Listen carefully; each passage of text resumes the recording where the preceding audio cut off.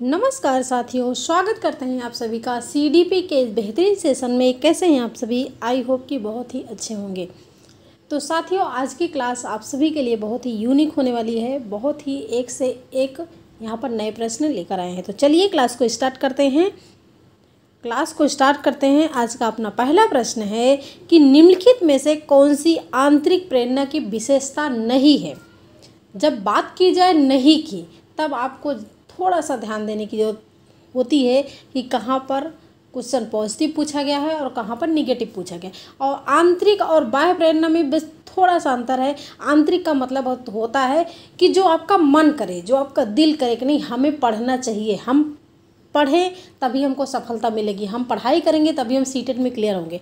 अगर आप जो है पढ़ाई करते हो किसी के कहने से, घर वालों के कहने से, या फिर पुरस्कार के लिए, प्रशंसा के लिए, तब वहाँ पर आपका दंड से बचने के लिए तो आपका बाह्य प्रेरणा होता है। और आंतरिक का मतलब होता है जब आपका मन करे 7 घंटे पढ़ने के लिए, 8 घंटे पढ़ने के लिए, 2 घंटे पढ़ने के लिए, जितना मन करे अगर आप उतना पढ़ते हो तो आपका आंतरिक प्रेरणा है। तो आंतरिक में बस थोड़ा, आंतरिक और बाह्य में थोड़ा सा अंतर है। तो यहाँ पर पूछा गया है कि निम्नलिखित में से कौन सी आंतरिक प्रेरणा की विशेषता नहीं है। तो आप लोग आंसर को लॉक कर चुके होंगे कि रुचि और व्यक्तिगत संतुष्टि के लिए सीखना, पुरस्कार अर्जित करने या दंड से बचने के लिए सीखना, सीखने की गतिविधियों को जारी रखना क्योंकि वे व्यक्ति के मूल्यों के अनुरूप होती है। और डी ऑप्शन है ज्ञान को अपने लिए खोजना। जब ज्ञान को आप अपने लिए खोज रहे हो तो वही आपका क्या है, वही आपका आंतरिक प्रेरणा है। ठीक है, बाकी 3 ऑप्शन यहाँ पर बाह्य प्रेरणा है। क्लियर? आई होप कि आप लोग समझ गए होंगे। प्रश्न नंबर 2 को देखिएगा कि जन्मजात प्रेरक नहीं है। जन्मजात प्रेरक नहीं है। सबसे पहले तो जन्मजात प्रेरक है क्या? जन्मजात प्रेरक है क्या? भूख। जब बच्चा जन्म लेता है तो उसको क्या लगती है? भूख लगती है। ठीक है, भूख लगती है। वो किसी के कहने से जो है भोजन को नहीं मांगता है, उसे भूख लगती है तो रोता है, दूध मांगता है। ठीक है, उसको प्यास लगती है। किसी के कहने से वो पानी नहीं पीता है, किसी के कहने से वो सोता नहीं है। ठीक है, उसे नींद भी लगती है। तो जो जन्म के साथ बच्चा लेकर आता है, जो जन्म के साथ लेकर आता है वही जन्मजात प्रेरक है। और बात जब की जा रही है यहाँ पर कि जन्मजात प्रेरक नहीं है तो आपका क्या हो जाएगा? आदत हो जाएगी। क्योंकि आदत क्या होती है, आपकी हैबिट्स क्या होती है, आप जिसके संगति में जैसे रहोगे, अगर अच्छे लोगों के साथ रहोगे तो अच्छी आदत, बुरे लोगों के साथ बुरी आदत। तो आदत आपके ऊपर डिपेंड करता है कि आप अपनी आदत को किस मोड़ तक ले जा सकते हो। तो ठीक है, सी ऑप्शन यहाँ पर आपका सही हो जाएगा। क्योंकि नहीं पूछा गया है तो जन्मजात प्रेरक आपका आदत नहीं है, क्योंकि आदत आप इस समाज में रह के अर्जित करते हो। प्रश्न नंबर 3 को देखिएगा। प्रतिभाशाली बालक के लक्षण क्या हैं? प्रतिभाशाली बालक के लक्षण क्या हैं? अभिव्यक्ति में प्रतिभाशाली बालक जो 140 से ऊपर बुद्धि लब्धि वाले होते हैं, प्रतिभाशाली बालक किसी चीज़ को जल्दी से कैच करे। तो अभिव्यक्ति में नवीनता, जिज्ञासा, वार्तालाप प्रियता या फिर अति सक्रियता। तो यहाँ पर देखिएगा कि प्रतिभाशाली जो बालक होते हैं, बच्चे होते हैं, वो क्या होते हैं? जिज्ञासु प्रवृत्ति के होते हैं। और अति सक्रियता उनके अंदर पाई जाती है। किसी चीज़ को करने में वो ज़्यादा सक्रिय रहते हैं। तो इसलिए यहाँ पर चौथा विकल्प और दूसरा विकल्प यहाँ पर लॉक हो जाएगा। चौथा विकल्प और दूसरा कहाँ है? दूसरा और चौथा, सी ऑप्शन यहाँ पर लॉक हो जाएगा। थोड़ा सा यहाँ क्वेश्चन में समय आपका हम जरूर ले सकते हैं, लेकिन जो चीज़ बताएंगे आप हमेशा उसको याद रखोगे, कभी कभी नहीं भूलोगे। प्रश्न नंबर 4 को देखिएगा। हार्वर्ड गार्डनर के सिद्धांत में बुद्धि वाले व्यक्ति, हार्वर्ड गार्डनर के सिद्धांत में बुद्धि वाले व्यक्ति का मतलब कि हार्वर्ड गार्डनर ने 8 प्रकार की बुद्धि बताई है कि मनुष्य के अंदर 8 प्रकार की बुद्धि पाई जाती है। किसी भी बुद्धि वाले व्यक्ति वनस्पतियों और अलग अलग जीवों को पहचानते हैं और मौसम को लेकर उनकी अच्छी समझ होती है। किस प्रकार की बुद्धि लब्धि वाले व्यक्ति हैं भाई? वो जो अलग अलग जीवों को पहचानते हैं और वनस्पतियों को पहचानते हैं और मौसम को लेकर उनकी अच्छी समझ होती है। तो साथियों, क्लास आपको कैसी लग रही है? अगर अच्छी लग रही है तो आप वीडियो को लाइक करिए, शेयर करिए अपने दोस्तों में, और चैनल को सब्सक्राइब जरूर करिए जिससे डेली वीडियो आप तक पहुँच सके। तो बताइए, ये जीव जंतु क्या होते हैं? क्या इसको किसी ने बनाया है? पेड़ पौधों को किसी ने बनाया है, या फिर मौसम, जो ये मौसम बदल रहा है, ठंडी गर्मी बरसात जो भी मौसम होते हैं आपके, इसको किसी ने बनाया है। ये सब क्या है, ये सब आपके नेचुरल नहीं, यानी कि प्राकृतिक हैं। जब प्राकृतिक हैं ये सारी चीज़ें, तो इसको जो इसकी जो अच्छी समझ रखेगा वो प्राकृतिक बुद्धि लब्धि होगा। आपका डी ऑप्शन लॉक हो जाएगा, क्योंकि आपके क्वेश्चन में ही आंसर छिपा है। ठीक है, क्वेश्चन में ही आंसर छिपा है। प्रश्न नंबर 4 का जो है आंसर हो जाएगा डी ऑप्शन। प्रश्न नंबर 5 को देखिएगा। निम्नलिखित में से कौन सा कथन सत्य है? जब सत्य की बात की जाए तो एकदम सत्य, सत्य का मतलब सही है, और असत्य का मतलब ऐसा कौन सा है जो इसमें से नहीं है। ठीक है, तो लड़कियां अधिक बुद्धिमान होती हैं। सामान्यतः लड़के लड़कियों से अधिक बुद्धिमान होते हैं। बुद्धि का लिंग के साथ संबंध नहीं है। लड़के अधिक बुद्धिमान होते हैं। फटाफट से लॉक करिएगा। लैंगिक पूर्वाग्रह है, लैंगिक पूर्वाग्रह रूढ़िवादिता से आपके हर बार सीटेट में, वो चाहे प्राइमरी हो या फिर जूनियर लेवल हो, 1 से 2 क्वेश्चन हर बार बनता है। तो यहाँ पर बात की जा रही है कि इसमें से कौन सा सही है। तो लड़कियाँ अधिक बुद्धिमान होती हैं। क्या हो सकता है, जो लड़कियाँ हैं, भाई हम खुद एक लड़की हैं, तो ऐसा लगता है कि अधिक बुद्धिमान हो। तो यहाँ पर जो सत्य की बात की जाती है कि किसी के फेवर में बात नहीं की जा रही है। बुद्धि का लिंग के साथ संबंध नहीं होता है। लड़के भी अधिक बुद्धिमान हो सकते हैं और लड़कियाँ भी अधिक बुद्धिमान हो सकती हैं। ठीक है, तो यहाँ पर बुद्धि का लिंग के साथ कोई संबंध नहीं है। सी ऑप्शन को लॉक करिएगा। प्रश्न नंबर 6 देखिएगा। प्रश्न नंबर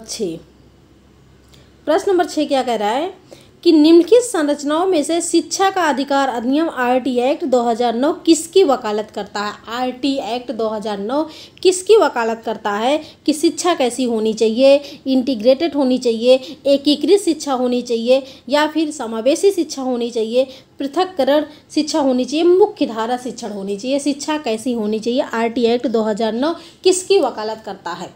तो यहाँ पर एक चीज़ हम आपको बता दें कि जब भी अगर समावेशी शिक्षा आ जाए, आपको ऑप्शन में दिखे, वो आरटी एक्ट की बात की जाए या फिर किसी की भी बात की जाए, अगर समावेशी शिक्षा दिखता है और आपको समझ नहीं आता है कि इसका आंसर हमको नहीं पता लेकिन क्या लॉक करें, तो समावेशी को आप आँख बंद करके लॉक करिएगा। ठीक है, तो यहाँ पर बात की जा रही है कि 2009 किसकी वकालत करता है, तो समावेशी शिक्षा की बात की जाती है। समावेशी शिक्षा का मतलब सभी बच्चे, किसी भी धर्म, जाति, लिंग, संप्रदाय, कोई भी बच्चा किसी भी धर्म का हो, एक साथ एक ही जो है कक्षा में शिक्षा ग्रहण कर सकता है बिना किसी भेदभाव के। तो यहाँ पर बी ऑप्शन लॉक हो जाएगा। प्रश्न नंबर 7 को देखिएगा। निम्नलिखित में से कौन सा मुख्य रूप से आनुवंशिकता संबंधी कारक है? आनुवंशिकता का मतलब क्या होता है कि जो आपके माता पिता, दादा दादी से प्राप्त होता है। तो आनुवंशिकता संबंधी कारक पूछा गया है। तो आँखों का रंग, सामाजिक गतिविधियों में, अगर सामाजिक गतिविधियों की बात की जाए, जो समाज से प्राप्त होता है, सामाजिक गतिविधियों से प्राप्त होता है। ठीक है, समकक्ष व्यक्तियों का समूह के प्रति अभिव्यक्ति, यहाँ पर समूह देखो पूछा गया। चिंतन पैटर्न आ गया, ये तो बिल्कुल भी यहाँ पर निगेटिव हो जाएगा। जब आनुवंशिकता की बात की जाती है तो सभी को पता है कि जो आपके पेरेंट्स या फिर दादा दादी से हमें मिलता है, नाना नानी से मिलता है, जो आनुवंशिकता दर पीढ़ी चली आ रही है। तो यहाँ पर बात की जाती है आँखों का रंग। कहते हैं ना कि आपकी आँखें आपके दादा जैसे हैं, आपकी आँखें आपके पापा जैसे हैं। तो आँखों का रंग ही मिल रहा है यहाँ पर। आँखों का रंग ही होता है आनुवंशिकता संबंधी कारक, इसलिए ए ऑप्शन को यहाँ पर लॉक कर देंगे। प्रश्न नंबर 8 को देखिएगा। निम्नलिखित में से कौन सा प्राथमिक सामाजिकरण कारक है? जब प्राथमिक की बात की जाए, इसको आप नोट कर लीजिएगा, कभी नहीं भूलेंगे आप लोग। जब प्राथमिक कारक की बात की जाए तब आप क्या लॉक करेंगे? सबसे पहले आप चीज़ें कहाँ सीखते हैं? अपने परिवार से सीखते हैं, अपने पास पड़ोस से सीखते हैं। ठीक है, पहले आप स्कूल ही तो नहीं पहुंच जाते हैं, पहले चीज़ें आप पास पड़ोस से, अपने परिवार से सीखते हैं, अपने माता पिता से सीखते हैं। तो इसलिए प्राथमिक कारक है। ठीक है, जब द्वितीय कारक की बात की जाए, जब द्वितीय कारक की बात की जाए तब आप क्या लॉक करेंगे? द्वितीय कारक में आपका आ जाएगा सबसे पहले विद्यालय, मीडिया। ठीक है, विद्यालय, मीडिया, पत्र, पत्रिकाएं, सरकार, जितनी भी चीज़ें होती हैं वो आपके द्वितीय कारक में होता है। ठीक है, तो सबसे पहले प्राथमिक की जब बात की जाए तो आपके परिवार और पास पड़ोसी आते हैं। दो चीज़ को आप लॉक करिएगा, अगर मिलता है तो प्राथमिक की बात करी गई है, इसलिए यहाँ पर क्या हो जाएगा आपका डी ऑप्शन परिवार हो जाएगा। प्रश्न नंबर 2 देखिएगा, सामाजिकरण क्या है? सामाजिकरण, सामाजिकरण क्या है भाई? समाज के रीति रिवाजों को पारित करने के लिए एक सरल प्रक्रिया है, जटिल प्रक्रिया है जो प्रत्यक्ष और अप्रत्यक्ष दोनों रूप से होती है। ठीक है, व्यवस्थित तरीके से होने वाली रैखिक प्रक्रिया है, या फिर औपचारिक प्रक्रिया है जो केवल परिवार द्वारा नियोजित किए जाते हैं। यहाँ पर केवल है, इसलिए आपका क्या हो जाएगा? निगेटिव हो जाएगा। तो सामाजिकरण क्या है? सामाजिकरण वही तो है जिसके रीति रिवाजे में हम फंसे हैं, जिसके रीति रिवाजें, जो समाज हमें रीति रिवाज बनाया गया है, जो समाज हम उसी का तो हम पूरी लाइफ अपना क्या करते रहते हैं, उसी को निभाते रहते हैं। तो रीति रिवाज है, ए ऑप्शन को लॉक करिएगा। समाज के रीति रिवाजों को पारित करने के लिए सरल प्रक्रिया है। ठीक है, ए ऑप्शन यहाँ पर लॉक हो जाएगा। प्रश्न नंबर 10, लेव वाइगोत्स्की का सिद्धांत कहता है कि मुख्यतः किसकी व्याख्या करता है? लेव वाइगोत्स्की का सिद्धांत मुख्यतः किसकी व्याख्या करता है? आनुवंशिकता के विकास पर प्रभाव की, संज्ञानात्मक विकास में सांस्कृतिक उपकरणों के योगदान की, सामाजिकरण के जीव पारिस्थितिकीय मॉडल की, या फिर प्रेरणा पर आरोपण प्रति। तो जो लेव वाइगोत्स्की कहते हैं कि बच्चों का जो विकास होता है वो सामाजिक सांस्कृतिक उपकरणों द्वारा होता है, सामाजिक समाज में रहकर होता है। तो यहाँ पर आपका लॉक होगा बी ऑप्शन। ठीक है, बी ऑप्शन, सांस्कृतिक उपकरणों को योगदान की। प्रश्न नंबर 11,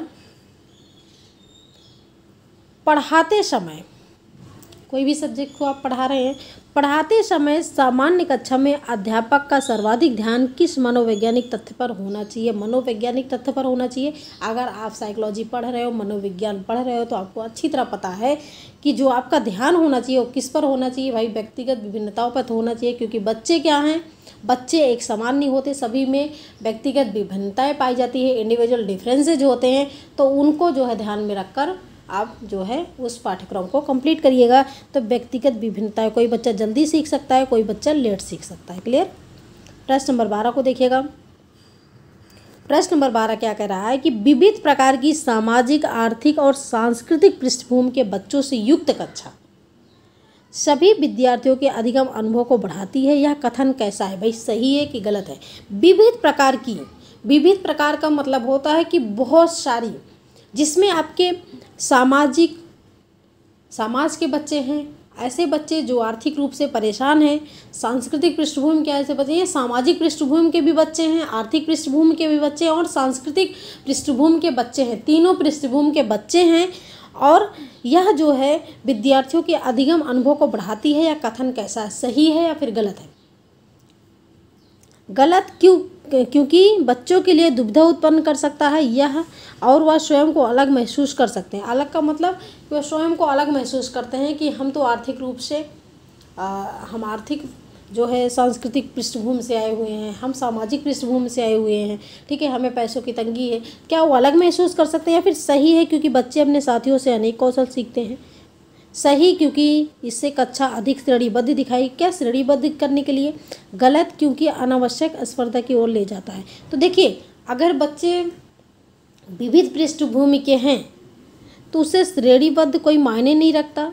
ये बात तो गलत है और ये बात भी गलत है। यहाँ पर बी ऑप्शन होगा कि सही है। ठीक है, क्योंकि बच्चे अपने साथियों से अनेक कौशल सीखते हैं। क्लियर? प्रश्न नंबर 13, पियाजे के संज्ञानात्मक विकास सिद्धांत के अनुसार एक बच्चा ... अवधि में तार्किक सोच सक्षम हो जाता है। एक बच्चा कितनी अवधि में तार्किक सोच में सक्षम हो जाता है? यानी कि एक बच्चा किस अवस्था में तार्किक सोच में सक्षम हो जाता है? क्लियर? जब तार्किक सोच की बात की जाए तो बच्चा क्या होगा, इसका मतलब क्या है? 11 वर्ष का है भाई, 11 वर्ष से ऊपर का बच्चा है। जब 11 वर्ष का बच्चा है तो इसका मतलब मूर्त संज्ञानात्मक अवस्था में है, यानी कि 7 से 11। क्लियर? 7 से 11 की बात की जा रही है। प्रश्न नंबर 14 को देखिएगा। आईटी एक्ट 2009 शिक्षकों के लिए प्रति सप्ताह कितने घंटे काम करने का निर्देश देता है? आईटी एक्ट 2009 शिक्षकों के लिए प्रति सप्ताह कितने घंटे काम करने का निर्देश देता है, यानी कि जो है एक शिक्षक कितने घंटे की योजना बनाकर काम कर सकते हैं। तो आप सभी को पता होगा बी ऑप्शन 45 घंटे। क्लियर, 45 घंटे प्रति सप्ताह की बात की जा रही है। प्रश्न नंबर 15, प्रश्न नंबर 15 को देखिएगा। अभी आपकी हर सब्जेक्ट की क्लास आएगी, हर सब्जेक्ट की क्लास यहाँ पर लगाएंगे, क्योंकि अभी कम लोग जुड़ रहे हैं। आप लोग वीडियो को शेयर करिए अपने दोस्तों में, अपने जो है साथियों में, अपने फैमिली में, ताकि वो लोग जुड़े तो हर क्लास को कवर करने की कोशिश करेंगे यहाँ पर बहुत जल्द। प्रश्न नंबर 15 को देखिएगा। शिक्षा का अधिकार अधिनियम दिव्यांग बच्चों के लिए किस आयु वर्ग के लिए एक मौलिक अधिकार है? शिक्षा का अधिकार अधिनियम दिव्यांग बच्चों के लिए किस आयु वर्ग के लिए एक मौलिक अधिकार है? ठीक है,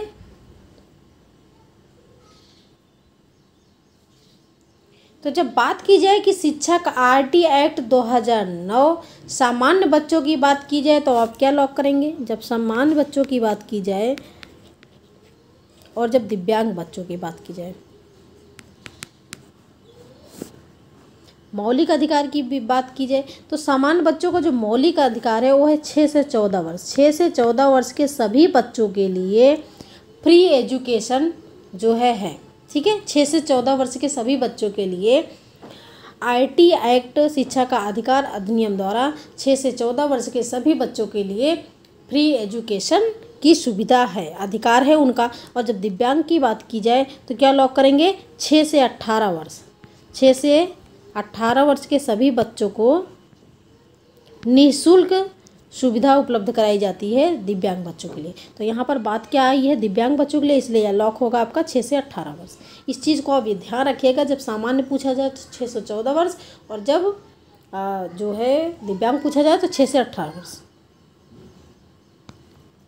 प्रश्न नंबर 16, बच्चों का निःशुल्क और अनिवार्य शिक्षा का अधिकार अधिनियम 2009 यह निर्धारित करता है कि शिक्षा होनी चाहिए। शिक्षा कैसी होनी चाहिए? तो सह शैक्षिक विषयों तक सीमित होनी चाहिए। लगातार परीक्षण द्वारा सावधानीपूर्वक निगरानी करके एक बच्चे के अनुकूल तरीके से गतिविधियों के माध्यम से। आपका आंसर मिल गया, सी ऑप्शन को लॉक करिएगा। प्रश्न नंबर 17, बच्चों की जेंडर रूढ़िवादिता और जेंडर भूमिका अनुरूपता को कम करने के लिए निम्नलिखित में से कौन सी पद्धति प्रभावशाली है? अगर आप चाहते हैं कि बच्चों में जेंडर रूढ़िवादिता और जेंडर अनुरूपता कम हो तो उसके लिए आप क्या करेंगे?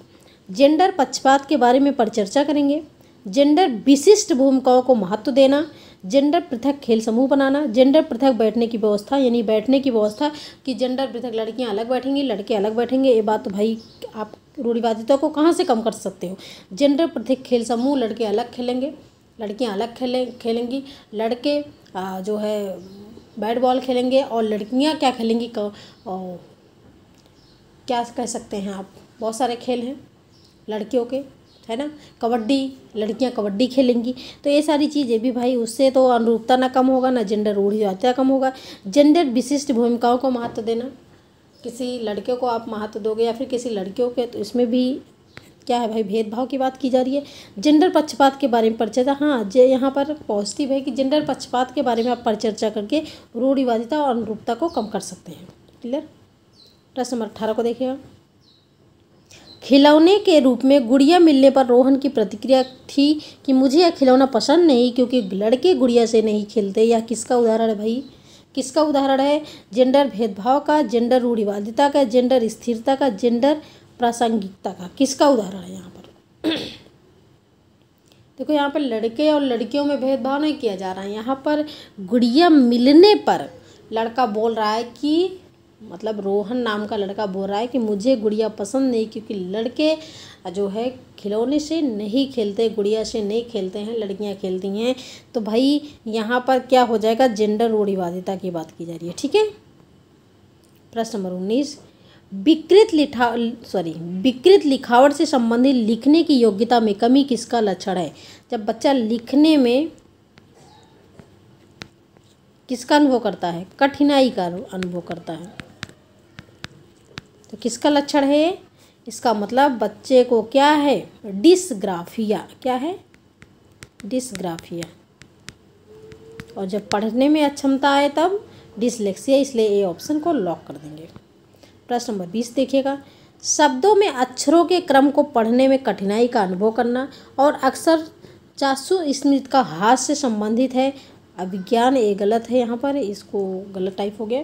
तो शब्दों में अक्षरों के क्रम को पढ़ने में कठिनाई, कभी कभी हमें ऐसा होता है कि हमें सब कुछ आता है, ठीक है, सब कुछ आता है, लेकिन पढ़ते समय या फिर लिखते समय हम उसको गलत कर जाते हैं। कहते हैं ना, बहुत सारे कमेंट्स आते हैं कि पहले प्रैक्टिस सेट तो लगा लेते हैं, लेकिन जब एग्ज़ाम में जाते हैं, पेपर मिल जाता है, तो ऐसा लगता है कि ये क्वेश्चन तो मैंने देखा ही नहीं है।